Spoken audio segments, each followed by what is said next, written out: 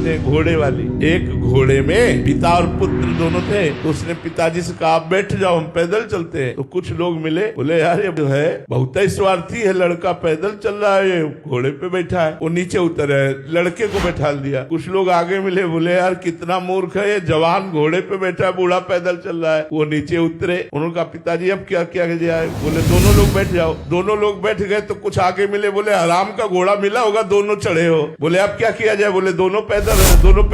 तो आगे लोग मिले, बोले कितने बेवकूफ है, घोड़ा खाली जा रहा है पैदल। अब वो घोड़े वाला करे क्या, अब वो घोड़े वाला क्या करे। दुनिया है, अपनी मस्ती में चलो, गलत करो मत, किसी का हित करो मत, अपने को कोई अच्छा बुरा बोलने दो, वो उसकी मती है, मौज में रहो, थोड़े दिन का जीवन है, मस्त रहो यार। कौन क्या कहता है इस बात पे नहीं, भगवान का चिंतन करो, अच्छे कर्म करो, परोपकार करो और छोड़ दो। जो मनावे संसार को में भला कहे या बुरा कहे, उसकी मती, हम अपनी मस्ती में। एक दिन एक सखी बड़ी मस्ती से गाती चली जा रही थी, प्रिया बदन छवि चंद मनो प्रीतम नयन चको प्रेम सुधारस माधुरी पान कर। अब कानों में ऐसा लगा जैसे कोई अमृत पिला रहा हो, और तो पीछे पीछे चलने लगे। वो अकेले जा रही थी और बड़ी मस्ती से गा रही थी। जब उसने पीछे देखा कोई लाल वस्त्रधारी, उसने कहा क्या है बाबा। तो चेहरा देखते ही, आंसू देखते ही समझ गई कि भाव में है। तो हम कहा सखी हमको ग्रंथ ला के देगी, किस ग्रंथ से आप गा रही थी। तो वो बोले वो बाबा ये ग्रंथ पढ़ने से बात नहीं बनती, राधा वल्लभ जी का होने से बात बनती है। तो हमने कहा हमें तो पता नहीं कैसे राधा वल्लभ जी के हुआ जाता है। देखो हम बचे थे कि हम इस संप्रदाय में। तो उसने कहा मंदिर में राधा वल्लभ जी के जाओ, और किसी को जानते हो तो पूज्य श्री मोहित महाराज जी हमको रोज दोनी देते थे और चरणों में तुलसी दल चढ़ा।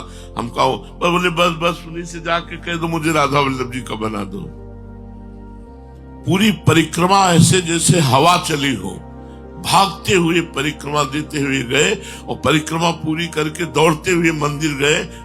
आराम मुद्रा में ऐसे बैठे होते तो आचार्य ही है, और मुझे उस समय बिल्कुल श्री जी हमारे दिमाग में छाई हुई।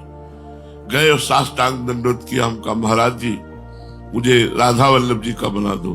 तो आनंद गोस्वामी जी ऐसे ताली बजाए, हंसे, बोले बाबा मुझे पता था फंसेगा, मुझे पता था तू फंसेगा, क्योंकि जब तू राधा वल्लभ लाल जी को देखता था तो ऐसा लगता था ये फंसेगा बाबा फंसेगा। बोले बहुत श्री जी की कृपा। तो पूज्य श्री मोहित महाराज जी ने कहा पूज्य श्री राधेश लाल जी से आप ये प्रार्थना कीजिए। हम कहा नहीं, हमें आदेश हुआ है आपके लिए, आप हमें श्री जी का बना दीजिए। तो जय जय श्री राधेश लाल जी भी विराजमान थे। उन्होंने कहा कि अरे अब देर क्यों, श्री जी का आदेश है, चलो शुरू। तो अपने पास से उन्होंने कंठी मंगाई, हमारे पास 1 रुपया नहीं रहता था, कंठी मंगाई, कंठी बांधी और शरणागत मंत्र दिया। महाराज ययाति अपने पुण्य बल से स्वर्ग, महाभारत की कथा है, महाराज ययाति अपने पुण्य बल से स्वर्ग में खूब आनंद लूट रहे थे। तो देवराज इंद्र ने देखा कि इनका तो पुण्य नहीं खत्म हो रहा, इतने बड़े पुण्यवान हैं। तो उन्होंने एक चाल चली, बड़ी सभा में बुलाया और कहा महाराज आप इतने बड़े पुण्यात्मा हैं कि इतने समय से स्वर्ग का भोग कर रहे हैं, लेकिन आपके पुण्य नष्ट नहीं हो रहे, ऐसा आपने क्या किया। बस उनकी वाणी से निकल गया अहंकार भरा शब्द कि आज तक न कोई ऐसा हुआ है न होगा जैसा मैंने दान किया, जैसा मैंने तप किया। बस इतना बोलते ही सारे पुण्य नष्ट हो गए, खोपड़ी के बल स्वर्ग से नीचे गिरने लगे। तब देवराज इंद्र से प्रार्थना की कि मैं समझ नहीं पाया, मेरे से गलती हो गई, गिर तो रहा हूँ लेकिन गिरूं वहां जहाँ संत जन हो। तुम्हारा आदि बड़े बड़े संत राजा विराजमान थे, वही वो आ रहे थे। उन्होंने कहा ये तो कोई पुण्यात्मा आ रहा है। उन्होंने कहा मैं अपना पुण्य देता हूँ, तुम वही रुक जाओ। तुरंत वही रुक गए, चारों ने अपना पुण्य दिया, फिर स्वर्ग पहुंच गए। स्वर्ग के पुण्य को एक शब्द ने नष्ट कर दिया कि ना कोई ऐसा हुआ ना कोई ऐसा होगा जैसा मैंने दान और तपस्या की। ये सारे पुण्य 2 शब्द में नष्ट हो जाते।